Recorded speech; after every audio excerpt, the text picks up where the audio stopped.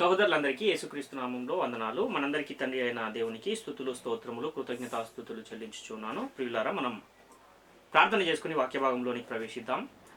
పరలోకమందున్న మా తండ్రి, నీకు స్తుతులు, స్తోత్రములు తండ్రి. ఇదిగో తండ్రి, మరొక శ్రేష్టమైన దినాన్ని మా అందరి జీవితాల్లో మీరు దయచేశారు. మీకు స్తుతులు, స్తోత్రములు. ఇదిగో తండ్రి, పరిశుద్ధ గ్రంథం నుండి మేము మరి ఒక అంశమును పరిశీలించు ఉండగా ఆత్మ సంబంధమైన సంగతులతోనే సరిపోల్చుకుని సర్వసత్యమును తండ్రి ఉన్నదిన్నట్టుగా గ్రహించి దాని ప్రకారంగా ఈ భూమి మీద మేము జీవించి మాతో అనేకులను తండ్రి నీ యొక్క రాజ్యంలో ప్రవేశపెట్టే వారంగా మేముంటూ నీ రాజ్యానికి తండ్రి మేమందరం వచ్చుటకును మాకు సహాయమును దయచేయమని మా ప్రభువును రక్షకుడును అయిన యేసుక్రీస్తు వారి అతి శ్రేష్టమైన నామంలో అడిగి స్తుతించి వేడుకొనుచున్నాము తండ్రి, ఆమెన్.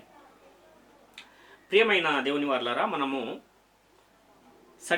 సర్టిఫికేట్ ఆఫ్ థియాలజీ అన్న శీర్షికలో అనేకమైన అంశాలను పరిశీలిస్తూ ఉన్నాం.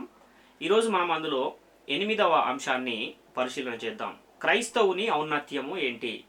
క్రైస్తవుని యొక్క గొప్పతనము, ఔన్నత్యము మరియు విశిష్టత ఏంటి అన్న విషయాన్ని మనం ఈరోజు పరిశీలన చేద్దాం. అయితే నేటి కాలంలో అనేకులు సంఘంలో చేర్చబడుతూ ఉన్నారు. మొదటి శతాబ్దం నుండి ఈ యొక్క సంఘములో చేర్చబడుతూ ఉన్నవారు అనేకులు మనకు కనబడుతూ ఉన్నారు. మొట్టమొదట పేతురు గారు చేసిన ప్రసంగం ద్వారా 3000 మంది దేవుని రాజ్యంలో ఆ రోజు బాప్తిస్మం ద్వారా చేర్చబడ్డారు. ఆ సంఘం యొక్క ప్రాముఖ్యతను, దాని విలువను, దానికి ఉన్న విశిష్టతను మనము తప్పకుండా తెలుసుకోవాల్సిన అవసరం ఉంది.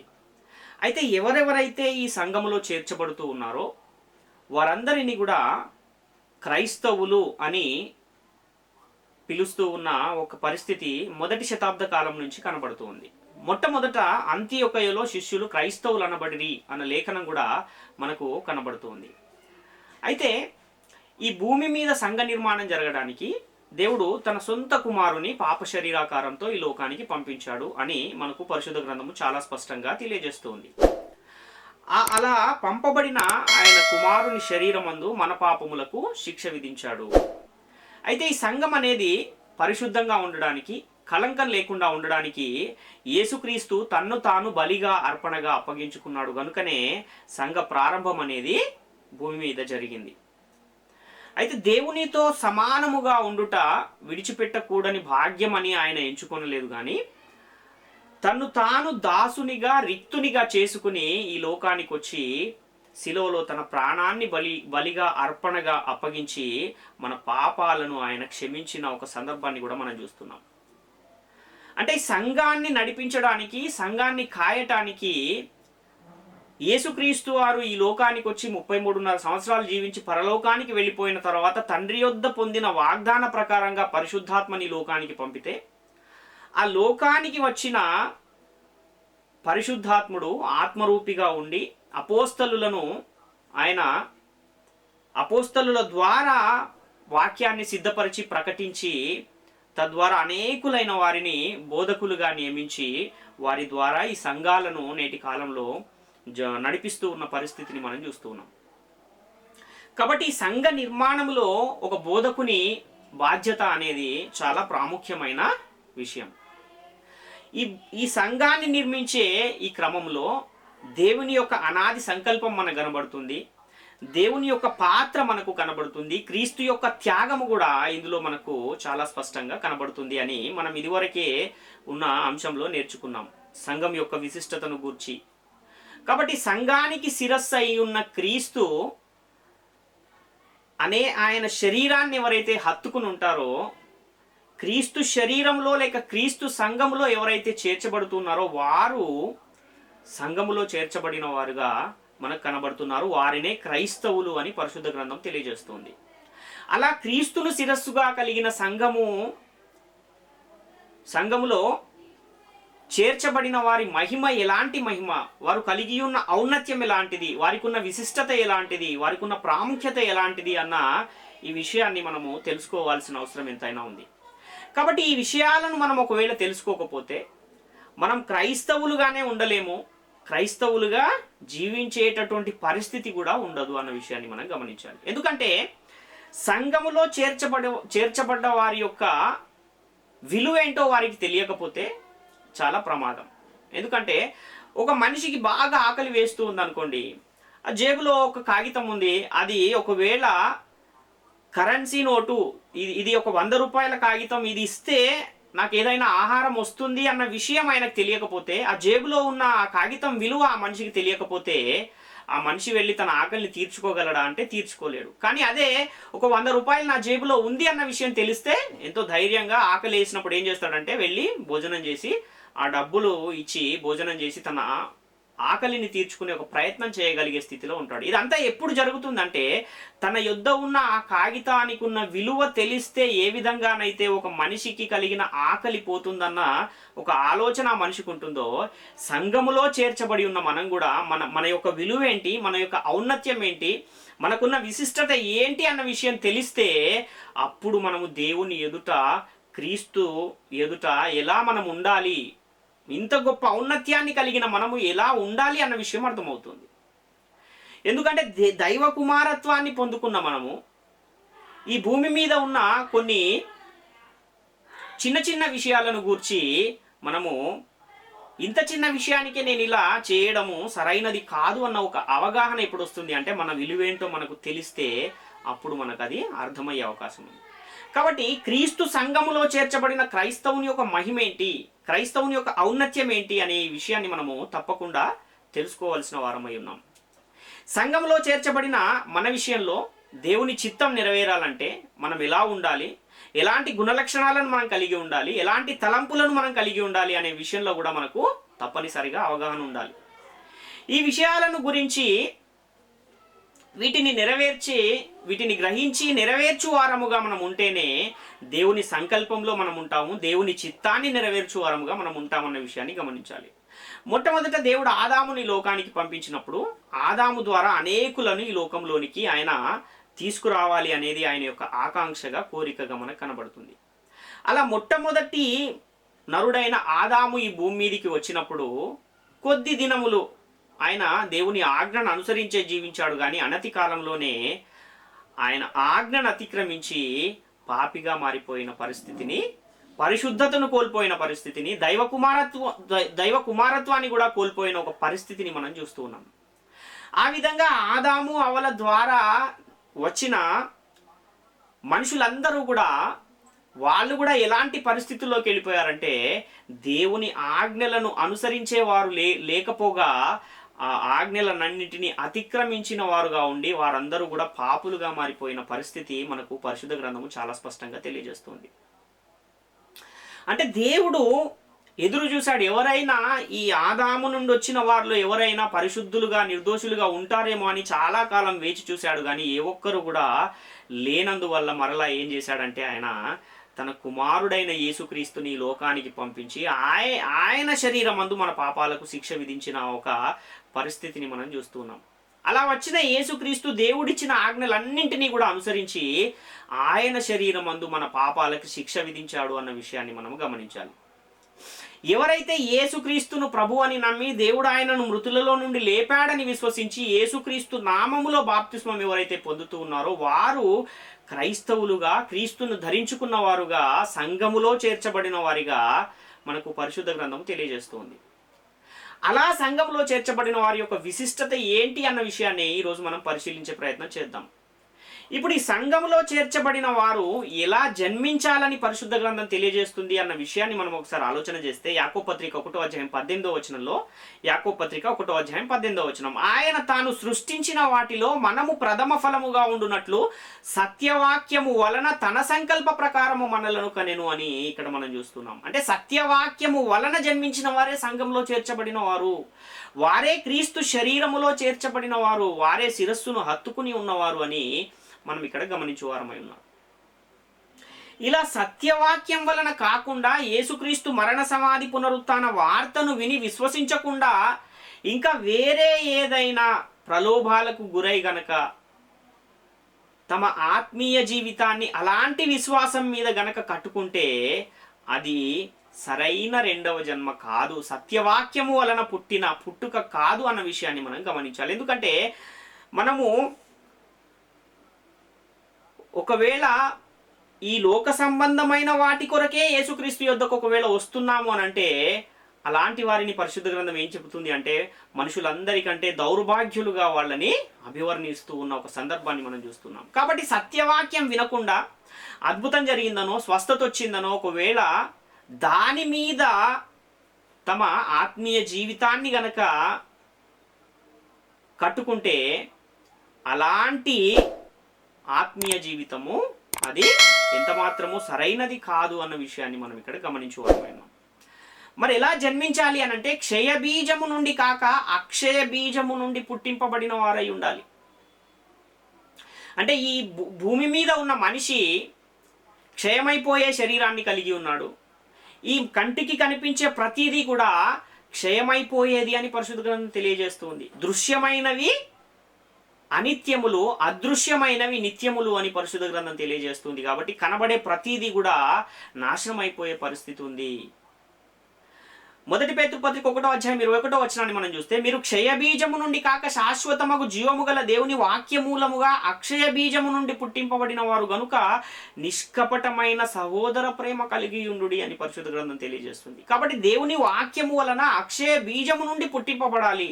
అలాంటి వారే సంఘములో చేర్చబడిన వారు, వారే దేవుని అనాది సంకల్పంలో ఉంటారు, క్రైస్తవులుగా పిలువబడతారు అన్న విషయాన్ని మన మనస్సునందు ఉంచుకోవాలి ప్రతిదినము కూడా. కాబట్టి అక్షయ బీజము నుండి పుట్టింపబడిన వారిని పరిశుద్ధ గ్రంథం ఏమని తెలియజేస్తుంది? సత్యవాక్యము వలన పుట్టిన వారిని పరిశుద్ధ గ్రంథం ఏమని తెలియజేస్తుంది అని అంటే దేవుని కుమారులు అని తెలియజేస్తుంది. లూకా సువార్త 3:38 ప్రకారము, లూకా సువార్త 3:38 కేయినాను ఎనోషుకు, ఎనోషు షేతుకు, షేతు ఆదాముకు, ఆదాము దేవునికి కుమారుడు అంటున్నాడు. అంటే మొట్టమొదట భూమి మీద పుట్టిన నరుడైన ఆదాము ఎవరికి కుమారుడుగా పరిశుద్ధ గ్రంథం తెలియజేస్తుంది అంటే దేవునికి కుమారుడుగా తెలియజేస్తుంది. అదేవిధంగా రోమపత్రిక 8:14 కూడా మనం చూస్తే దేవుని ఆత్మచేత ఎందరు నడిపించబడుదురో వారందరూ దేవుని కుమారులై ఉందురు అంటున్నాడు. అంటే దేవుడిచ్చిన ఆజ్ఞలను అనుసరించి ఎంతవరకైతే ఆదాము కూడా జీవించాడో అప్పటి వరకు కూడా దేవుని కుమారుడుగానే ఉన్నాడు ఆయన. ఎప్పుడైతే దేవుని ఆజ్ఞను అతిక్రమించాడో అప్పుడు నరమాత్రుడైపోయి పాపాన్ని మూటగట్టుకుని పాపిగా మారిపోయిన ఒక పరిస్థితి, ఏదైనా తోటలో నుండి గెంటివేయబడిన ఒక పరిస్థితిని మనం చూస్తున్నాం. కాబట్టి దేవుని ఆత్మచేత ఎందరూ నడిపించబడతారో వారందరూ దేవుని కుమారులు అని పరిశుద్ధ గ్రంథం తెలియజేస్తుంది. ఇక్కడ ఆత్మచేత నడిపించబడడం అంటే పరిశుద్ధాత్మను పొందుకుని భాషలు మాట్లాడటము, స్వస్థతలు చేయటము, అద్భుతాలు చేయటం అని చాలా మంది అనుకుంటున్నారు. కానీ ఆత్మచేత నడిపించబడడం అంటే పరిశుద్ధాత్ముని ద్వారా సిద్ధపరచబడిన ఆత్మ యొక్క నియమమును, క్రొత్త నిబంధనను అనుసరించి నడుచుకోవడమే ఆత్మచేత నడిపించబడము అన్న విషయాన్ని కూడా మనం ఇక్కడ గమనించేవారమై ఉన్నాం. అలాంటి వారు ఎవరని పరిశుద్ధ గ్రంథం తెలియజేస్తుంది అంటే దేవుని కుమారులు అని తెలియజేస్తూ ఉంది. మొదటి యోహాను పత్రిక 3:2 కూడా మనం చూస్తే ప్రియులారా ఇప్పుడు మనము దేవుని పిల్లలమై ఉన్నాము, మనం ఇక ఏమవుదుమో అది ఇంకా ప్రత్యక్షపరచబడలేదు కానీ ఆయన ప్రత్యక్షమైనప్పుడు ఆయన ఉన్నట్లుగానే ఆయనను చూతుము గనుక ఆయనను పోలి ఉందుమని ఎరుగుదుము. ఇప్పుడు మనము దేవుని పిల్లలమై ఉన్నాము అంటున్నాడు. అంటే దేవుని మాటను అనుసరించి జీవించేవారు, దేవుని ఆజ్ఞ ప్రకారము జీవించేవారు ఏమై ఉన్నారంటే దేవుని కుమారులు, దేవుని పిల్లలై ఉన్నారు, దేవునికి వారసులై ఉన్నారు అన్న విషయాన్ని మనం గమనించాలి. భూమి మీద గనక మనం గమనిస్తే రెండు సమూహాలు, రెండు గ్రూపులు మనకు కనబడుతుంటాయి. ఒకటేమో దేవుని సంబంధులైన పిల్లలు, ఇంకొకరేమో అపవాది సంబంధులైన పిల్లలు. ఈ దేవుని కుమారులైన మనము వాక్యము వలన పుట్టిన మనము ఎవరికి వారసులముగా ఉన్నామని పరిశుద్ధ గ్రంథం తెలియజేస్తుంది అంటే దేవునికి వారసులము, దేవుని ఆస్తికి మనము వారసులము. రోమపత్రిక 8:16-17 కూడా మనం చూస్తే మనము దేవుని పిల్లలమని ఆత్మ తానే మన ఆత్మతో కూడా సాక్ష్యం ఇచ్చుచున్నాడు. మనము పిల్లలమైతే వారసులము అనగా దేవుని వారసులము, క్రీస్తుతో కూడా మహిమ పొందుటకు ఆయనతో శ్రమ పడిన ఎడల క్రీస్తు తోడి వారసులము అని ఇక్కడ మనకి ఇంకొక లేఖనం కనబడుతుంది. కాబట్టి భూమి మీద శారీరకంగా మనం మన తల్లిదండ్రులకు వారసులమై ఉన్నాము కానీ ఆత్మీయంగా గనక మనం పరిశీలన చేసుకుంటే ఆత్మీయంగా మనము ఎవరికి వారసులము, మన ఆత్మలకు ఎవరు తండ్రి అంటే దేవుడు మన ఆత్మలకు తండ్రిగా పరిశుద్ధ గ్రంథం తెలియజేస్తుంది. క్రీస్తు తోడి వారసులముగా మనకు పరిశుద్ధ గ్రంథం తెలియజేస్తుంది. కాబట్టి దేవునికి మనం వారసులమై ఉన్నాము. దేవుని ఆస్తికి మనం ఆస్తికర్తలుగా ఉన్నామని పరిశుద్ధ గ్రంథం తెలియజేస్తుంది. గలతీ పత్రిక 4:6-7 మరియు మీరు కుమారులై ఉన్నందున నాయన తండ్రి అని మొర్రపెట్టు తన కుమారుని ఆత్మను దేవుడు మన హృదయములలోనికి పంపెను. కాబట్టి నీవిక దాసుడవు కావు, కుమారుడవే. కుమారుడవైతే దేవుని ద్వారా వారసుడవు అంటున్నాడు. కాబట్టి సత్యవాక్యము వలన జన్మించి సంఘములో చేర్చబడిన మనము క్రైస్తవులమైన మనము ఎవరము అని పరిశుద్ధ గ్రంథం తెలియజేస్తుంది. అంటే దేవుని వారసులము. శరీర సంబంధంగా మనకు తల్లిదండ్రులు మనకిచ్చిన ఆస్తులు ఎలాంటివి అంటే అవి క్షయమైపోయేవిగా కనబడుతున్నాయి. కానీ దేవుడు మనకిచ్చే ఆస్తి ఎలాంటిది అనంటే 1 పేతురు పత్రిక 1:4 ప్రకారము మృతులలో నుండి యేసుక్రీస్తు తిరిగి లేచుట వలన జీవముతో కూడిన నిరీక్షణ మనకు కలుగునట్లు అనగా అక్షయమైనదియు నిర్మలమైనదియు వాడబారనిదియునైన స్వాస్థ్యము మనకు కలుగునట్లు ఆయన తన విశేష కనికరము చొప్పున మనలను మరలా జన్మింపజేసెను అంటున్నాడు. అంటే అక్షయమైనది, నిర్మలమైనది, వాడబారనిదియునైన స్వాస్థ్యము, నాశనము కానిదైన స్వాస్థ్యాన్ని మనం పొందుకుంటూ ఉన్నాం. కానీ భూమి మీద మన తల్లిదండ్రులు మనకిచ్చేది అది క్షయమైపోయేదిగా, నాశనమైపోయేదిగా కనబడుతుంది అన్న విషయాన్ని మనం గమనించాలి. కాబట్టి క్రీస్తును శిరస్సుగా కలిగి సంఘములో చేర్చబడిన వారి మహిమ, ఆధిపత్యము, అధికారము ఎలాంటిదో గ్రహించలేని స్థితిలో కేవలము భూ సంబంధమైన ఆశీర్వాదాల మీదనే, క్షయమైపోయే వాటి మీదనే మనస్సుంచేవారుగా నేటి కాలంలో అనేకులు మారిపోయారు, అనేకులు కనబడుతూ ఉన్నారు. కానీ దేవుని రాజ్యములో చేర్చబడటం అంటే ఏంటో, దాని విలువేంటో గ్రహించలేని వారుగా అనేకులను అపవాది భ్రమపరుస్తూ ఉన్న పరిస్థితులు కనబడుతూ ఉన్నాయి. ఇంకా ఎలాంటి మహిమను మనం కలిగి ఉన్నామని మనం ఒకసారి ఆలోచన చేయగలిగితే కొలసి పత్రిక 1:12 తేజోవాసులైన పరిశుద్ధుల స్వాస్థ్యములో పాలివారమగుటకు మనలను పాత్రులుగా చేసిన తండ్రికి మీరు కృతజ్ఞతాస్తుతులు చెల్లింపవలెననియు దేవుని బతిమాలుచున్నాను అని ఇక్కడ పౌలు గారు చెప్తున్నారు. తేజోవాసులైన పరిశుద్ధుల స్వాస్థ్యములో మనం పాలివారం అంట. ఎవరి తేజోవాసులు అనంటే పరలోకములో ఉన్న తండ్రి అయిన దేవుడు తేజోవాసిగా కనబడుతున్నాడు. యేసుక్రీస్తు తేజోవాసిగా కనబడుతున్నాడు. వాళ్ళు ఎలాగైతే తేజోవాసులో ఆ తేజస్సులో మనం కూడా పాలివారము అని ఇక్కడ మనకు వాక్యం తెలియజేస్తుంది. ఇంకా మనం పరిశీలిస్తే ఈ లోక సంబంధంగా మనకేమీ లేకపోయినా పరలోకములో సమస్తమును కలిగిన వారము అని పరిశుద్ధ గ్రంథం తెలియజేస్తుంది. కొరింథీయులకు రాసిన 2వ పత్రిక 6:9-10 మనం చూస్తే మేము మోసగాండ్రమైనట్లుండి సత్యవంతులము, తెలియబడని వారమైనట్లుండి బాగుగా తెలియబడిన వారము, చనిపోవుచున్న వారమైనట్లుండి ఇదిగో బ్రతుకుచున్న వారము, శిక్షింపబడిన వారమైనట్లుండి చంపబడిన వారము, దుఃఖపడిన వారమైనట్లుండి ఎల్లప్పుడూ సంతోషించు వారము, దరిద్రులమైనట్లుండి అనేకులకు ఐశ్వర్యమును కలిగించు వారము, ఏమీ లేని వారమైనట్లుండి సమస్తమును కలిగిన వారము అంటున్నాడు. కాబట్టి ఎంతో అమూల్యమైన ఈ వాక్యాన్ని మన హృదయాలలో భద్రపరుచుకున్న మనము ఈ భూమి మీద ఏమీ లేకపోయినా, ఈ భూమి మీద బీదవారిగా దరిద్రులుగా ఉన్నా కూడా పరలోకములో మనం ఎలాంటి వారము అంటే సమస్తమును కలిగిన వారము అని పరిశుద్ధ గ్రంథం తెలియజేస్తుంది. లోకమంతా సంపాదించుకుని తన ప్రాణమును పోగొట్టుకుని వానికి ఏమి ప్రయోజనము అని వాక్యం తెలియజేస్తూ ఉన్న ఆ సందర్భాన్ని మనం గమనిస్తే నిజంగానే ఒకవేళ సమస్తాన్ని మనం సంపాదించి దాన్ని అనుభవించే రోజు ఇక దగ్గర పడుతుంది అన్న సమయంలో గనక ప్రాణాన్ని విడిచిపెట్టి వెళ్ళిపోతే దాన్ని అనుభవించేవారు ఎవరు అన్న విషయాన్ని ఒకసారి మనం గ్రహించేవారమై ఉన్నాం. ఈ లోకానికి ఎలా వచ్చామంటే దిగంబరులుగానే వచ్చాము, మరలా దిగంబరులుగానే ఈ లోకము నుండి వెళ్ళిపోవలసిన వారమై ఉన్నాము అన్న విషయాన్ని మనం గమనించాలి. ఎవడైనను క్రీస్తునందున్న ఎడల వాడు నూతన సృష్టి, పాతవి గతించను, ఇదిగో క్రొత్తవాయను అని పరిశుద్ధ గ్రంథం తెలియజేస్తుంది. 2వ కొరింథీ పత్రిక 5:17 ప్రకారం. కాబట్టి బాప్తిస్మము పొందుతున్నాము, పాప క్షమాపణ జరుగుతుంది, పరిశుద్ధాత్మ అనే వరాన్ని పొందుకుంటున్నాము. అప్పుడు నూతన సృష్టిగా మనం మార్చబడుతూ ఉన్నాం. ఎప్పుడు నూతన సృష్టిగా మార్చబడుతున్నామంటే నూతన సృష్టిగా ఆత్మ మూలముగా, నీటి మూలముగా జన్మించిన తర్వాత, సత్యవాక్యం వలన జన్మించిన తర్వాత, దేవుని సంకల్ప ప్రకారంగా ఎప్పుడైతే మనం జన్మిస్తూ ఉన్నామో, ఎప్పుడైతే మనం యేసుక్రీస్తు నామములో బాప్తిస్మాన్ని పొందుతున్నామో అప్పుడు మనము నూతన సృష్టిగా మార్చబడుతున్నామన్న విషయాన్ని ఇక్కడ గమనించువారమై ఉన్నాం. అలా పరిశుద్ధపరచబడిన వారు, రక్షణ పొందిన వారు. కాబట్టి ఉచితముగా పొందిన ఆ రక్షణను మనం ఏం చేయాలంటే అంతము వరకు కొనసాగించుకోవాల్సిన వారమై ఉన్నాం.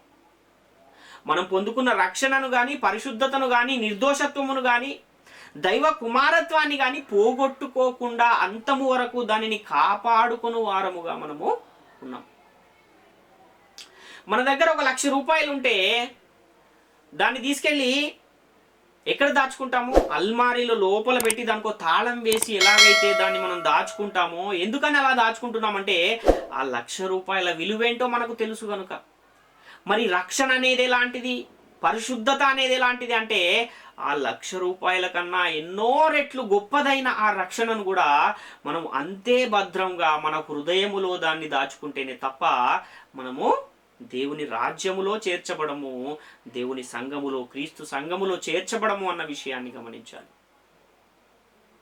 కాబట్టి నూతన సృష్టిగా మార్చబడిన మనము ఎవరి స్వభావములో పాలివారముగా మారుతున్నాము అని మనం ఆలోచిస్తే 2 పేతురు పత్రిక 1వ అధ్యాయం 4వ వచనంలో ఆ మహిమా గుణాతిశయములను బట్టి ఆయన మనకు అమూల్యములను అత్యధికములను ఆయన వాగ్దానములను అనుగ్రహించి ఉన్నాడు.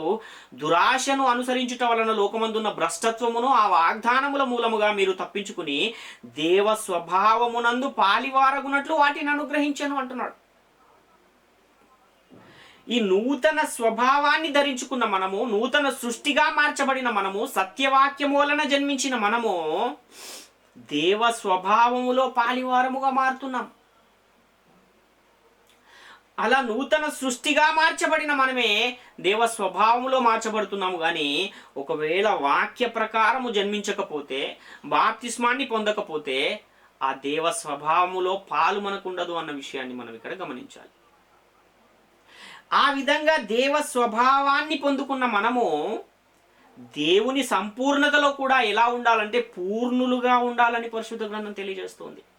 ఎఫెసీ పత్రిక 3వ అధ్యాయము 18, 19 వచనాలు మనం చూస్తే మీరు దేవుని సంపూర్ణత యందు సంపూర్ణులగునట్లుగా ప్రేమయందు వేరుపారి స్థిరపడి సమస్త పరిశుద్ధులతో కూడా దాని వెడల్పు, పొడుగు, లోతు, ఎత్తు ఎంతో గ్రహించుకొనుటకు జ్ఞానమునకు మించిన క్రీస్తు ప్రేమను తెలుసుకొనుటకును తగిన శక్తి గలవారు కావాలని నీవు ప్రార్థించుచున్నాను అని ఇక్కడ పౌలు గారు ఎఫెసీ సంఘానికి పత్రిక రాస్తూ చెబుతున్నారు. అంటే దేవుని సంపూర్ణత యందు మనం కూడా సంపూర్ణులుగా ఉండాలి. అప్పుడు మనము క్రైస్తవులుగా పిలువబడతాం, సంఘములో చేర్చబడతాం. కాబట్టి ఇంతటి ఆధిక్యతను మనము పొంది ఉన్నాము అన్న విషయాన్ని గమనించాలి ప్రియులారా. ఎఫెసీ పత్రిక 4వ అధ్యాయము 23, 24 వచనాలు కూడా మనం చూస్తే మీ చిత్తవృత్తి యందు నూతనపరచబడిన వారై నీతియు యథార్థమైన భక్తియు గలవారై దేవుని పోలికగా సృష్టింపబడిన నవీన స్వభావమును ధరించుకొనవలెను అంటున్నాడు. దేవుని పోలికగా సృష్టింపబడిన నవీన స్వభావం అంటే ముందు ఎలాగైతే మన ప్రాచీన స్థితి ఉందో, ఎలాగైతే మనము ముందు చేయకూడని కార్యములు ఎలాగైతే చేసాం వాటన్నింటి నుంచి మనము విడుదల పొంది మరలా వాటిని చేయకుండా నవీనపరచబడుతున్న నూతన స్వభావమును మనము ధరించుకున్న వారమై ఉన్నాం. ఎఫెసీ పత్రిక 4వ అధ్యాయము 11, 12 వచనాలు కూడా మనం చూస్తే మనం అందరము విశ్వాస విషయములోను దేవుని కుమారుని గూర్చిన జ్ఞాన విషయములోను ఏకత్వం పొంది సంపూర్ణ పురుషుల మగు వరకు అనగా క్రీస్తునకు కలిగిన సంపూర్ణతకు సమానమైన సంపూర్ణత గలవార మగు వరకు ఆయన ఇలాగు నియమించెను అంటున్నాడు. యేసుక్రీస్తు ఎలాగైతే ఈ భూమి మీదకి వచ్చి మనుషులకు ఇవ్వబడిన ప్రతి ఆజ్ఞను కూడా తూచ తప్పకుండా అనుసరించాడో మనము కూడా అదే విధముగా దేవుని ఆజ్ఞలన్నింటినీ అనుసరిస్తేనే తప్ప యేసుక్రీస్తు యొక్క సంపూర్ణతకు సమానమైన సంపూర్ణతను సంపాదించలేము అన్న విషయాన్ని గమనించాలి.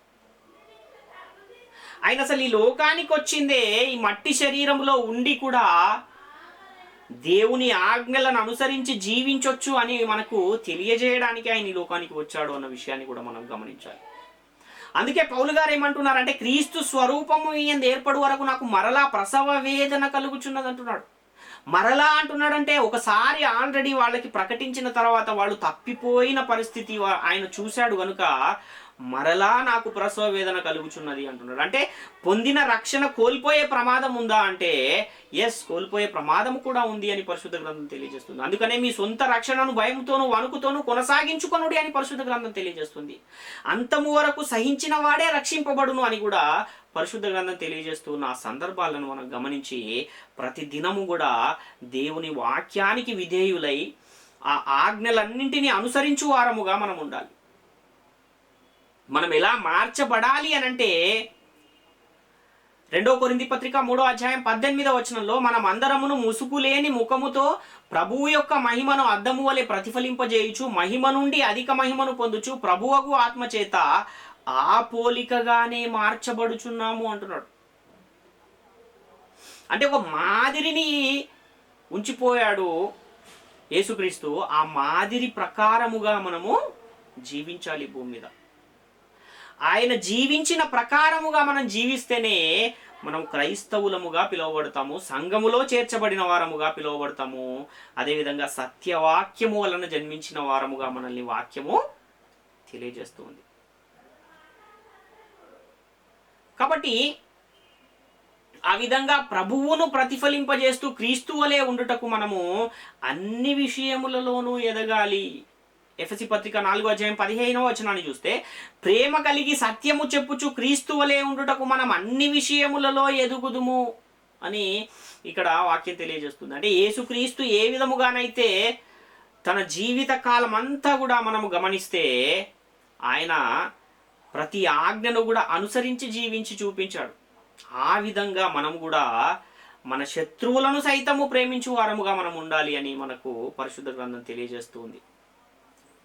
వాక్యమూలముగా పుట్టినవారు, దేవుని పోలికగా మార్చబడిన వారు, నూతన సృష్టిగా ఉన్నవారు, దేవ స్వభావములో పాలు గలవారు, క్రీస్తు సంపూర్ణతకు సమానమైన సంపూర్ణత గలవారు. ఇలాంటి వారందరి పౌరస్థితి ఎక్కడ ఉంది అని మనం ఆలోచిస్తే వీరి పౌరస్థితి పరలోకములో ఉంది అని పరిశుద్ధ గ్రంథం తెలియజేస్తుంది. అంటే భూ సంబంధమైన శరీరాలకు పౌరస్థితి భూమి మీదనే ఉంది, కానీ ఆత్మలకు పౌరస్థితి ఎక్కడుంది అని అంటే ఫిలిప్పీ పత్రిక 3వ అధ్యాయం 20వ వచనం ప్రకారము మన పౌరస్థితి పరలోకమందున్నది, అక్కడ నుండి ప్రభు అయిన యేసుక్రీస్తు అను రక్షకుని నిమిత్తము కనిపెట్టుకుని ఉన్నాము. కాబట్టి పౌరస్థితి అంటే ఆత్మ యొక్క పౌరస్థితి. ఎవరైతే సంఘములో చేర్చబడుతూ ఉన్నారో, సత్యవాక్యము వలన ఎవరైతే జన్మిస్తూ ఉన్నారో, క్రీస్తు మరణ సమాధి పునరుత్థానాలను నమ్మి బాప్తిస్మాన్ని ఎవరైతే పొందుతున్నారో అలాంటి వారి ఆత్మల యొక్క పౌరస్థితి పరలోకములో ఉందని మనకి ఇక్కడ చాలా స్పష్టంగా అర్థమవుతుంది. వీరందరూ ఎవరు అని మనం పరిశీలించగలిగితే వీరు పరిశుద్ధులతో ఏక పట్టణస్థులు, దేవుని ఇంటివారు. ఎఫెసీ పత్రిక 2వ అధ్యాయం 17 నుంచి 19 వచనాలు మనం చూస్తే మరియు ఆయన వచ్చి దూరస్థులైన మీకును సమీపస్థులైన వారికిని సమాధాన సువార్తను ప్రకటించెను. ఆయన ద్వారానే మన ఉభయులము ఒక్క ఆత్మయందు తండ్రి సన్నిధికి చేరగలిగి ఉన్నాము. కాబట్టి మీరిక మీదట పరజనులను పరదేశులను అయ్యుండక పరిశుద్ధులతో ఏక పట్టణస్థులను దేవుని ఇంటివారునై ఉన్నారు అంటున్నాడు. దేవుని కుటుంబ సభ్యులము. అదేవిధంగా పరిశుద్ధులతో ఏక పట్టణస్థులము అని ఇక్కడ మనము చూస్తూ ఉన్నాం. కాబట్టి ఈ లోకంలో ఒక బీదవానిగా ఏమీ లేని వారముగా మనం ఒకవేళ ఉన్నా, ఐశ్వర్యం ఉన్నవానికి ఒక బీదవానికి ఈ లోకంలో ఏదైతే తేడా ఉందో, పరలోకములో దేవుని ఇంటి వారికి కూడా ఈ లోకములో ఉన్న ఐశ్వర్యవంతుల కన్నా అత్యధికమైన మహదైశ్వర్యం పరలోకంలో మనకుంది అని పరిశుద్ధ గ్రంథం తెలియజేస్తుంది. ఎందుకంటే మనం దేవుని ఇంటి వారము, క్రీస్తు తోడి వారసులము, పరిశుద్ధులతో ఏక పట్టణస్థులము అని పరిశుద్ధ గ్రంథం తెలియజేస్తున్న ఆ సందర్భాన్ని మనం గమనించాలి. మరి ఇవన్నీ ఎందుకు అర్థం కావట్లేదు అంటే ఈ లోక సంబంధమైన వాటి మీదనే మనస్సుంచేవారు నేటి కాలంలో అనేకులు కనబడుతూ ఉన్నారు. వినేవారు అవే వింటున్నారు, ప్రకటించేవారు కూడా ఈ భూ సంబంధమైన వాటినే ప్రకటిస్తూ ఉన్నారు. భూ సంబంధమైన ఆశీర్వాదాలే. మీరు యేసుక్రీస్తు దగ్గరకు వస్తే మీకు అప్పులు పోతాయి, మీరు యేసుక్రీస్తు దగ్గరకు వస్తే మీకు రోగాలు తగ్గిపోతాయి, మీకు అద్భుతాలు జరుగుతాయి, మీకు ప్రమోషన్లు వస్తాయి, మీకు ఒకవేళ ఉద్యోగాలు లేకపోతే ఉద్యోగాలు వస్తాయి. ఇలాంటి బోధే నేటి కాలంలో ఎక్కువైపోయింది. ఎందుకని ఇలా జరుగుతుంది అని మనం ఆలోచిస్తే ఈ యుగ సంబంధమైన దేవత విశ్వాసులైన వారి మనోనేత్రములకు ఏం చేసింది? గ్రుడ్డితనమును కలగజేసింది. కనుకనే ఆత్మ సంబంధమైన విషయాలను ఎవరు కూడా ఆలోచించట్లేదు, దాని మీద ఎవరు కూడా మనస్సుంచట్లేదు అన్న విషయాన్ని గమనించాలి. భూమి మీద పరలోకములోను రెండు కుటుంబాలు, ఒక కుటుంబం అనేది విస్తరించబడి ఉంది. అది భూమి మీద కూడా ఉంది, పరలోకములో కూడా ఉంది. అది దేవుని కుటుంబము. ఎఫెసీ పత్రిక 3:14 ఈ హేతువు చేత పరలోకమందును భూమి మీదను ఉన్న ప్రతి కుటుంబము ఏ తండ్రిని బట్టి కుటుంబం అని పిలువబడుచున్నదో ఆ తండ్రి ఎదుట నేను మోకాళ్ళుని అంటున్నాడు. పరలోకంలో ఏదైతే దేవుని కుటుంబం ఉందో అదే కుటుంబం ఎక్కడ విస్తరించబడి ఉందంటే భూమి మీద కూడా విస్తరించబడి ఉంది. భూమి మీద ఉన్నవారు అనేకులు ఆ కుటుంబంలో కుటుంబ సభ్యులుగా ఉన్నారు. పరలోకములో ఉన్నవారు కూడా అందులో కుటుంబ సభ్యులుగా ఉన్నారు. కాబట్టి సత్యవాక్యం వలన పుట్టిన వారు, దేవుని సంఘములో క్రీస్తు రాజ్యములో చేర్చబడిన వారు, నూతన పరచబడుతున్న నవీన స్వభావాన్ని ధరించుకున్న వారు, క్రీస్తునందు నూతన సృష్టిగా మార్చబడిన వారు, దేవుని కుటుంబములో చేర్చబడిన వారు, దేవుని ఇంటి వారు అని మనకు చాలా స్పష్టంగా అర్థమవుతుంది. ఇంకా మనం ఎలాంటి వారము, ఎలాంటి ఔన్నత్యాన్ని మనం కలిగి ఉన్నామని పరిశీలించగలిగితే 1 పేతురు పత్రిక 2:9-10 అయితే మీరు చీకటిలో నుండి ఆశ్చర్యకరమైన తన వెలుగులోనికి మిమ్మల్ని పిలిచిన వాని గుణాతిశయములను ప్రచురము చేయు నిమిత్తం ఏర్పరచబడిన వంశమును, రాజులైన యాజక సమూహమును, పరిశుద్ధ జనమును, దేవుని సొత్తైన ప్రజలునై ఉన్నారు. ఒకప్పుడు ప్రజగా ఉండక ఇప్పుడు దేవుని ప్రజలైతిరి, ఈ ఒకప్పుడు కనికరింపబడక ఇప్పుడు కనికరింపబడిన వారైతిరి అంటున్నారు. అంటే రాజులైన యాజక సమూహముగా ఏర్పరచబడిన వంశముగా మనము మార్చబడిన వారము, ఆశ్చర్యకరమైన వెలుగులోనికి పిలువబడిన వారం. పరలోకమందున్న జ్యేష్ఠుల సంఘానికి, జీవము గల దేవుని పట్టణానికి, పరలోకపు యెరూషలేమునకును, వేవేల కొలది దేవదూతల యొద్దకును, పరలోకమందున్న జ్యేష్ఠుల సంఘమునకు మనము వచ్చిన వారము అని మనకు హెబ్రీ పత్రిక 12:22-24 కనబడుతుంది. ఇంత గొప్ప మహిమను, ఇంత గొప్ప ఔన్నత్యాన్ని మనము కలిగి ఉన్నాం. దేవుని కుమారుని యొక్క రాజ్య నివాసులుగా మనం చేయబడిన వారం. కొలసి పత్రిక 1:13 ప్రకారం అంధకార సంబంధమైన అధికారంలో నుండి విడుదల చేసి తాను ప్రేమించిన తన కుమారుని యొక్క రాజ్య నివాసులుగా చేసెను అంటున్నాడు. చేసెను అంటే జరిగిపోయింది, ఆల్రెడీ చేసేసాడు.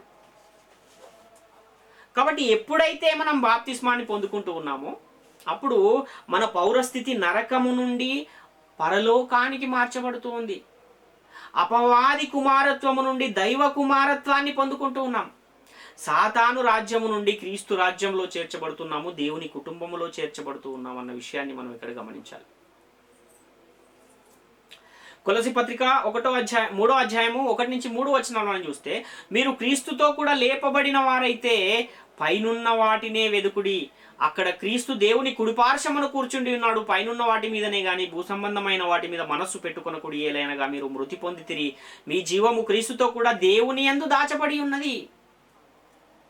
మన జీవం ఎక్కడ? దేవుని యందు క్రీస్తుతో కూడా దాచబడి ఉన్నది. అంటే శరీరాలు కలిగి భూమి మీద మనం ఎక్కడ ఉన్నాము అని అంటే పరలోకములో ఉన్న దేవుని యందు మనము మన జీవాన్ని దాచుకున్న వారముగా కనబడుతూ ఉన్నాం. ఎఫెసీ పత్రిక 2:7 ప్రకారము క్రీస్తు యేసునందు మనలను ఆయనతో కూడా లేపి పరలోకమందు ఆయనతో కూడా కూర్చుండబెట్టెను.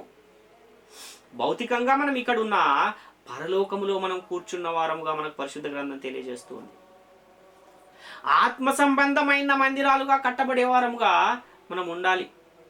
1 పేతురు పత్రిక 2:5 యేసుక్రీస్తు ద్వారా దేవునికి అనుకూలములకు ఆత్మ సంబంధమైన బలులను అర్పించుటకు పరిశుద్ధ యాజకులుగా ఉండునట్లు మీరును సజీవమైన రాళ్ల వలె ఉండి ఆత్మ సంబంధమైన మందిరముగా కట్టబడుచున్నారు అంటున్నాడు. నేటి కాలంలో మనం పరిశీలిస్తే ఈ మందిరాలను కట్టుకునేవారు పెద్ద పెద్ద మందిరాలు కడుతున్నారు. 20,000 మంది, 30,000 మంది ఒకేసారి కూర్చుని ఆరాధించే మందిరాలను కడుతూ ఉన్నారు. కానీ మనుషులను దేవుని కొరకు ఆత్మ సంబంధ మందిరాలుగా కట్టాలి అని వాక్యం తెలియజేస్తూ ఉంది. కాబట్టి నిర్మాణాలు కాదు, కానీ మనిషినే దేవునికి ఒక నిర్మాణముగా, మనిషినే ఒక ఆత్మ సంబంధమైన మందిరముగా దేవుని కొరకు కట్టాలి అని మనకు పరిశుద్ధ గ్రంథం తెలియజేస్తూ ఉన్న సందర్భాన్ని మనం గమనించాలి. ఆత్మ మూలముగా దేవునికి నివాస స్థలముగా కట్టబడాలి అనంటే మనం దేన్ని వినాలి, ఏ వాక్యాన్ని వినాలంటే సత్యవాక్యాన్ని వినాలి. ఈ లోక సంబంధమైనవి మన హృదయంలో ఉంటే మనం దేవునికి నివాస స్థలంగా మార్చబడతామా అంటే ఎంత మాత్రం మార్చబడలేము. కాబట్టి క్రీస్తును గూర్చిన మాట మనం వింటే అప్పుడు మనం రక్షింపబడతాము. సత్యవాక్యము మన హృదయాలలో నివసింపజేసుకుంటే, అపోస్తలులు ప్రవక్తలు వేసిన పునాది మీద మనం కట్టబడితే అప్పుడు మనం దేవునికి నివాస స్థలాలుగా, ఆత్మ సంబంధమైన మందిరాలుగా మనము ఉండగలుగుతాము అన్న విషయాన్ని మనం గమనించాలి. కాబట్టి దేవుడు మనకు అనుగ్రహించే ఆశీర్వాదాలు ఎలాంటి ఆశీర్వాదాలు అని మనం ఆలోచిస్తే, పాత నిబంధన గ్రంథంలో అన్ని భూ సంబంధమైన ఆశీర్వాదాలే మనకు కనబడతాయి. కానీ క్రొత్త నిబంధన గ్రంథానికి మనం వచ్చేసరికి దేవుడు మనకిచ్చే ఆశీర్వాదాలు ఎలాంటి ఆశీర్వాదాలు అంటే, ఎఫెసీ పత్రిక 1:3 ప్రకారము, మన ప్రభు అయిన యేసుక్రీస్తు యొక్క తండ్రి యగు దేవుడు స్తుతింపబడును గాక, ఆయన క్రీస్తునందు పరలోక విషయములలో ఆత్మ సంబంధమైన ప్రతి ఆశీర్వాదమును మనకు అనుగ్రహించను. ఆత్మ సంబంధమైన ఆశీర్వాదాలను నేడు మనం పొందుకుని వారంగా ఉన్నాం తప్ప భూ సంబంధమైన, శరీర సంబంధమైన, ప్రకృతి సంబంధమైన ఆశీర్వాదాలతో నేటు మనకు అవసరం లేదు అన్న విషయం మనం గమనించాలి. ఎందుకు అనేకులను ఆయన తన యొద్దకు రమ్మని పిలుస్తూ ఉన్నాడు అని మనం ఆలోచిస్తే, 1 కొరింథీ పత్రిక 1:2 కొరింథీలోనున్న దేవుని సంఘమును కనగా క్రీస్తు యేసునందు పరిశుద్ధపరచబడిన వారై పరిశుద్ధులుగా ఉండుటకు పిలువబడిన వారికిని మనకును ప్రభువుగా ఉన్న మన ప్రభు అయిన యేసుక్రీస్తు నామమున ప్రతి స్థలములో ప్రార్థించు వారికి అందరికీ శుభమని చెప్పి వ్రాయినది. ఎందుకు పిలుస్తున్నాడంటే పరిశుద్ధముగా మనం ఉండాలని, క్రీస్తునందు పరిశుద్ధపరచబడుటకు, పరిశుద్ధులుగా ఉండుటకు పిలుస్తూ ఉన్నాడు. అదే విధంగా మనం జీవించాలి. పరిశుద్ధముగా, మన పరిశుద్ధతను కోల్పోకుండా మనం ఎప్పుడైతే జీవించగలుగుతామో అప్పుడు మనము క్రైస్తవులముగా పిలువబడతాము. అంత గొప్ప ఔన్నత్యాన్ని మనం కలిగి ఉంటామన్న విషయాన్ని గమనించాలి. ఎలా మనం విమోచింపబడ్డాము అని మనం ఆలోచిస్తే, అమూల్యమైన రక్తము చేత అనగా నిర్దోషమును నిష్కళంకమును గొర్రెపిల్ల వంటి క్రీస్తు రక్తము చేత విమోచింపబడితిరని మీరు ఎరుగుదురు కదా అంటున్నాడు 1 పేతురు పత్రిక 1:18-19. కాబట్టి మనలను విమోచించడానికి యేసుక్రీస్తు చిందించిన రక్తం యొక్క విలువ ఎలాంటిది అని అంటే, అది ఎన్నటికీ ఏ మనిషి కూడా దాన్ని తీర్చలేనిది. కీర్తనల గ్రంథం 49:7-9 ఎవడును ఏ విధము చేతనైనను తన సహోదరుని విమోచింపలేడు, వాడు కుళ్ళు చూడక నిత్యము బ్రతుకున్నట్లు వాని నిమిత్తము దేవుని సన్నిధిని ప్రాయశ్చిత్తము చేయగల వాడెవడును లేడు. వారి ప్రాణ విమోచన ధనము బహు గొప్పది, అది ఎన్నటికీ తీరక అట్లుండవలసినదే అంటున్నాడు. అంటే ఒక మనిషిని రక్షించడం అనేది అది చాలా కష్టముతో కూడుకున్న పని. అది ఎప్పటికీ కూడా తీరకుండా అట్లుండవలసింది. అలాంటి పరిస్థితుల్లో ఉన్న ఒక మనిషి యొక్క ఆ ప్రాణ విమోచన ధనాన్ని యేసుక్రీస్తు తన ప్రాణాన్ని శిలువలో పెట్టుట ద్వారా మనలను తన రక్తముతో ఆయన కొన్నాడు అన్న విషయాన్ని మనం గమనించాలి. మనము విలువ పెట్టి కొనబడిన వారం, వెలకట్టలేనటువంటి అమూల్యమైన రక్తము చేత మనం కొనబడిన వారం. 1 కొరింథీ పత్రిక 7:23 ప్రకారం, మీరు విలువ పెట్టి కొనబడిన వారు గనుక మనుషులకు దాసులు కాకూడి అంటున్నాడు. 1 కొరింథీ పత్రిక 6:19-20 కూడా మనం చూస్తే, మీ దేహము దేవుని వలన మీకు అనుగ్రహింపబడి మీలోనున్న పరిశుద్ధాత్మక ఆలయమై ఉన్నదని మీరు ఎరుగరా? మీరు మీ సొత్తు కారు, విలువ పెట్టి కొనబడిన వారు గనుక మీ దేహముతో దేవుని మహిమపరచుడి. క్రీస్తు తన పరిశుద్ధమైన రక్తమును సిలువలో చిందించుట ద్వారా ఆయన రక్తముతో మనము విలువ పెట్టి కొనబడిన వారము అని మనం ఇక్కడ గమనించాలి. ఇంతటి ఔన్నత్యాన్ని కలిగిన మనము చేయవలసిన పని ఏంటి అంటే, జీవవాక్యమును చేత పట్టుకుని జ్యోతుల వలె వెలగాలి అని పరిశుద్ధ గ్రంథం తెలియజేస్తుంది. ఫిలిప్పీ పత్రిక 2:16 అట్టి జనము మధ్యను మీరు జీవవాక్యమును చేత పట్టుకుని లోకమందు జ్యోతుల వలె కనబడుచున్నారు. అందువలన నేను వ్యర్థముగా పరిగెత్తలేదనియు, నేను పడిన కష్టము నిష్ప్రయోజనము కాలేదనియు క్రీస్తు దినమున నాకు అతిశయ కారణము కలుగును. అంటే జ్యోతుల వలె మనము ఈ లోకమందు జీవవాక్యమును చేత పట్టుకుని వాక్యమును ప్రకటించు వారముగా ఉండాలి అని పరిశుద్ధ గ్రంథం తెలియజేస్తుంది. అందుకే మీరు రాజులైన యాజక సమూహము అంటున్నాడు. యాజకులు చేసే పని ఏంటంటే దేవుని కొరకు ఆత్మలను సంపాదించే పని. కాబట్టి నేటి కాలంలో ఈ లోక సంబంధమైన వాటినే ప్రకటించే వారు ఎక్కువైపోయారు. కాబట్టి సత్యవాక్యాన్ని లేదా జీవవాక్యాన్ని ప్రకటించేవారు నేటి కాలంలో కావాలి అని ఇక్కడ దేవుని యొక్క ఆకాంక్షగా మనకు కనబడుతుంది. నేటి కాలంలో ప్రకటించవలసిన వాక్యం ఏదని మనం ఆలోచన చేస్తే జీవవాక్యాన్ని ప్రకటించాలి, సత్యవాక్యాన్ని ప్రకటించాలి, ఆత్మ యొక్క నియమాన్ని మనం ప్రకటించు వారమై ఉన్నాం. పరిశుద్ధులకు ఒక్కసారి అప్పగింపబడిన బోధను మనము ప్రకటించు వారమై ఉన్నాము. అపోస్తలులు ప్రవక్తలు వేసిన పునాదిని మనము ప్రకటించు వారమై ఉన్నాం. ఏది సత్యవాక్యము, ఏది జీవవాక్యము అని మనం ఆలోచిస్తే యేసుక్రీస్తు దేవుని కుమారుడు అని చెప్పేది అది జీవవాక్యము, సత్యవాక్యము అయి ఉంది. యేసుక్రీస్తు ప్రభువు అనేది జీవవాక్యము, సత్యవాక్యం అయి ఉన్నది. యేసుక్రీస్తు మరణ సమాధి పునరుత్థానములను ప్రకటించడము అది సత్యవాక్యము, జీవవాక్యం అయి ఉన్నదని మనకు పరిశుద్ధ గ్రంథం తెలియజేస్తుంది. కానీ తండ్రి అయిన దేవుడు తన కుమారుడైన యేసుక్రీస్తుని లోకానికి పంపించాడని పరిశుద్ధ గ్రంథం తెలియజేస్తుంది. తండ్రే క్రీస్తుగా ఈ లోకానికి వచ్చాడని కూడా చాలా మంది ప్రకటిస్తున్నారు నేటి కాలంలో. అది జీవవాక్యము కాదు, అది నిత్య జీవాన్ని కలగజేయదు అన్న విషయాన్ని మనం గమనించాలి. కాబట్టి యేసుక్రీస్తు ఈ లోకానికి వచ్చి తన ప్రాణాన్ని సిలువలో పెట్టి తిరిగి లేపబడి పరలోకానికి వెళ్ళి తండ్రి కుడిపార్శ్వాన ఆసీనుడై ఉన్నాడు, మరలా రెండవసారి రాబోతున్నాడు. ఇది జీవవాక్యము, ఇది సత్యవాక్యము, ఇది ఆత్మ యొక్క నియమము అన్న విషయాన్ని మనం ఇక్కడ గమనించు వారమై ఉన్నాం. మనం ఈరోజు వింటున్న వాక్యం ఎలాంటిది అంటే యుగములలోను తరములలోను మరుగు చేయబడిన మర్మాన్ని వింటున్నాం సంఘములో ఉండి. కొలసీ పత్రిక 1:25-26 వచనాలు మనం చూస్తే దేవుని వాక్యమును అనగా యుగములలోను తరములలోను మరుగు చేయబడి ఉన్న మర్మమును సంపూర్ణముగా ప్రకటించుటకు మీ నిమిత్తము నాకు అప్పగింపబడిన దేవుని ఏర్పాటు ప్రకారము నేను ఈ సంఘమునకు పరిచారకుడనైతిని అంటున్నాడు పౌలు. అంటే దేవుని వాక్యము యుగములలోను తరములలోను మరుగు చేయబడి ఉన్న ఆ వాక్యాన్ని అపోస్తలుల ద్వారా ఆయన ఏం చేశాడు? ప్రకటింపజేశాడు, మర్మాన్ని ప్రకటింపజేశాడు.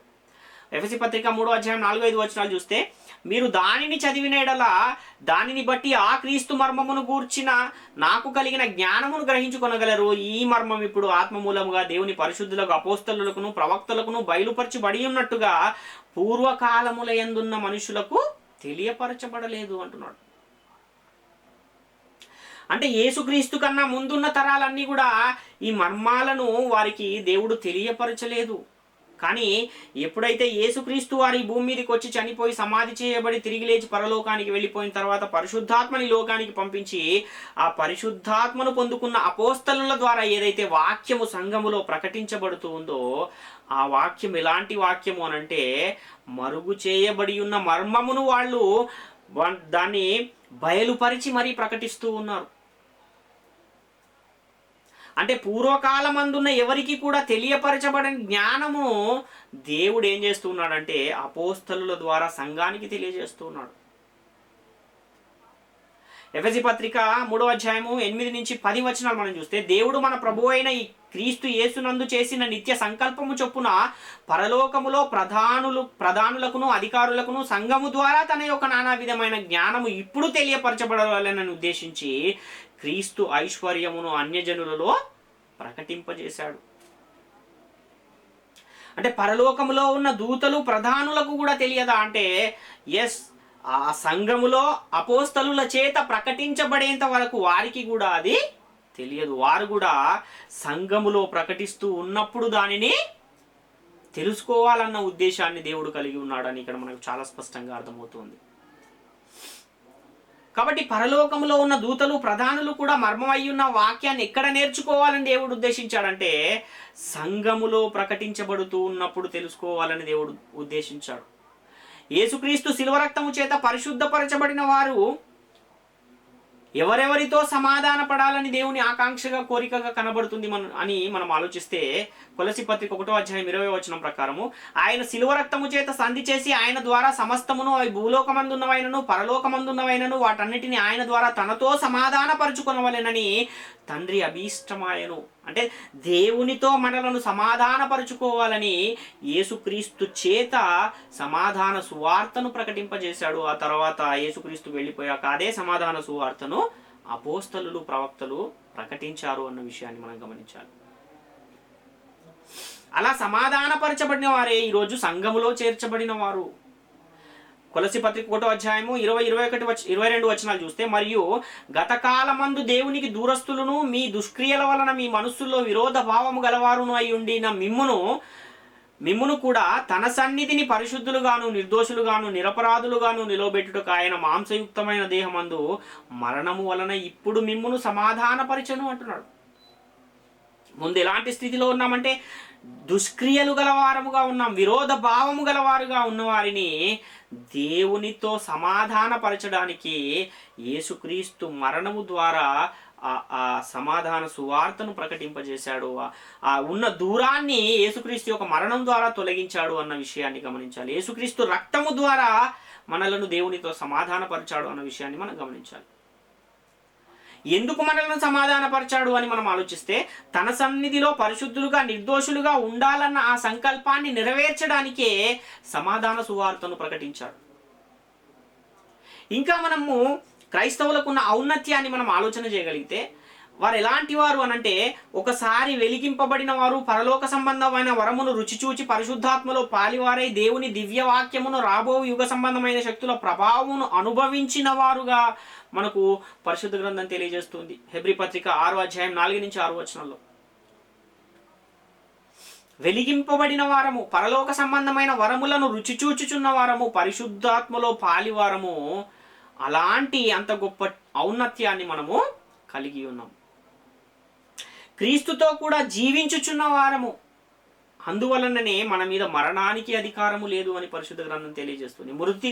మృతి పొంది తిరిగి లేచిన యేసుక్రీస్తు మీద ఎలాగైతే మరణానికి అధికారము లేదో మన మీద కూడా మరణానికి అధికారము లేదు. ఎందుకంటే మనము కూడా యేసుక్రీస్తు యొక్క మరణములో పాలివారముగా ఉన్నాం. రోమపత్రిక 6వ అధ్యాయం 8-9 వచనాలు చూస్తే మనము క్రీస్తుతో కూడా చనిపోయిన ఏడల మృతులలో నుండి లేచిన యేసుక్రీస్తు ఇకను చనిపోడనియు మరణమునకు ఇకను ఆయన మీద ప్రభుత్వము లేదనియు ఎరిగి ఆయనతో కూడా జీవించుదుమని నమ్ముచున్నాం. ఎలాగైతే ఆయన మీద మరణానికి అధికారము లేదో మన మీద కూడా మరణానికి అధికారము లేదు. కాబట్టి క్రీస్తు యేసునందు సజీవులముగా మనం ఉన్నాం. సంఘములో చేర్చబడినటువంటి మన యొక్క మహిమ ఏంటి, ఎలాంటి ఔన్నత్యాన్ని మనం కలిగి ఉన్నాము అని మనం ఆలోచన చేస్తే ఇంత గొప్ప మహిమను మనము కలిగి ఉన్నాం. పౌలు ఏమంటున్నాడు అంటే బ్రతుకుట క్రీస్తే చావైతే మేలు అంటున్నాడు, చావైతే లాభము అంటున్నాడు. ఎవరికి చావు లాభము అని మనం ఆలోచిస్తే అక్షయ బీజము నుండి జన్మించిన వారికి, సత్యవాక్యము వలన జన్మించిన వారికి, నీటి మూలముగా ఆత్మ మూలముగా జన్మించిన వారికి చావు లాభము, కానీ ప్రకృతి సంబంధులకు శరీరానుసారులకు చావు లాభము కాదు అన్న విషయాన్ని మనం గమనించాలి. కాబట్టి ఎలాంటి నిరీక్షణను మనం కలిగి ఉన్నాము అనంటే ఒక బీదవాడు తన జీవితకాలం అంతా కూడా సంపాదించిన సంపాదనతో ఒక గుడిసెలో ఉన్న ఆ మనిషి ఆ ధనాన్ని అంతా కూడా సంపాదించుకుని దాన్ని సమకూర్చుకుని ఒక పెద్ద భవంతిని కట్టుకున్నాడు అనుకోండి. ఆ భవంతిని కడుతూ ఉన్న ఆ కట్టే రోజులలోనే ఏం చేస్తూ ఉంటాడంటే ఇంకా నేను వెళ్ళి ఆ భవంతిలో జీవిస్తాను, ఎంతో సుఖ సంతోషంతో నేను అందులో ఉంటాను అని ఏ విధంగానైతే దాని కొరకు నిరీక్షణ కలిగి ఎదురు చూస్తూ ఉంటాడో మనము కూడా ఈ లోకములో ఉండి నేను పరలోకానికి వెళ్ళి అక్కడ తండ్రి నాకు అనుగ్రహించిన ఆ లోకములో నేను ఉంటానని అదే విధముగా మనం నిరీక్షణ గల వారమై ఉండాలి అన్న విషయాన్ని గమనించాలి. ఎలా మారుతాము మనము అనంటే ఫిలిప్పీ పత్రిక 3వ అధ్యాయం 21వ వచనాన్ని మనం చూస్తే సమస్తమును తనకు లోపరుచుకున్న జాలిన శక్తిని బట్టి ఆయన తన దీన శరీరమును తన మహిమగల శరీరమునకు సమరూపము గల దానిగా మార్చును అంటున్నాడు. అంటే యేసుక్రీస్తుతో సమరూపము గల వారముగా మనం మార్చబడతాము యేసుక్రీస్తు రెండవ రాకడలో. ఈ మహిమ పొందుట కొరకు మనము ఎదురు చూచు వారమై నిరీక్షించు వారమై ఉన్నాం. ఇంతటి ఔన్నత్యము ఇంతటి మహిమను ఎప్పుడు పొందుకుంటాము మనం అంటే సంఘములో చేర్చబడినప్పుడు, ఆత్మ మూలముగా పుట్టినప్పుడు, సత్యవాక్యము వలన జన్మించినప్పుడు. కాబట్టి ఇలా ఇంత గొప్ప ఔన్నత్యాన్ని మనము కలిగి ఉన్నాం.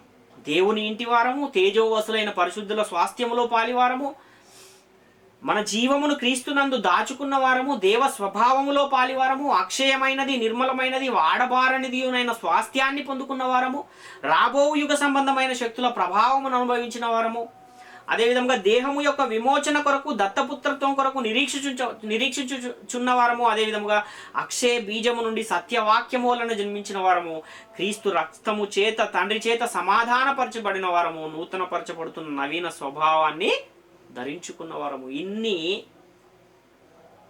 లక్షణాలను, ఇన్ని గుణాలను, ఇంత ఔన్నత్యాన్ని, ఇంత విశిష్టతను మనము సంఘములో చేరుట ద్వారా పొందుకుంటూ ఉన్నాం. ఇంతటి ఔన్నత్యాన్ని ఒక క్రైస్తవుడు కలిగి ఉన్నాడు అన్న విషయాన్ని గమనించాలి.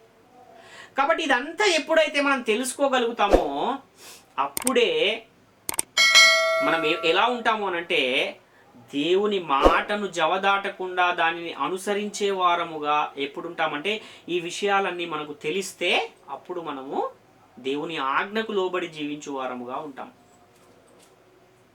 కాబట్టి ఇంతటి ఔన్నత్యాన్ని ప్రతి క్రైస్తవుడు కూడా తెలుసుకుని ఆ దేవుని మాటకు లోబడి వారుగా ఉండాలని ప్రతి ఒక్కరిని కూడా హెచ్చరిస్తూ వేడుకుంటూ ఈ నా మాటలను ముగిస్తున్నాను. అందరికీ వందనాలు. మనందరికీ తండ్రి అయిన దేవునికి స్తుతులు స్తోత్రములు.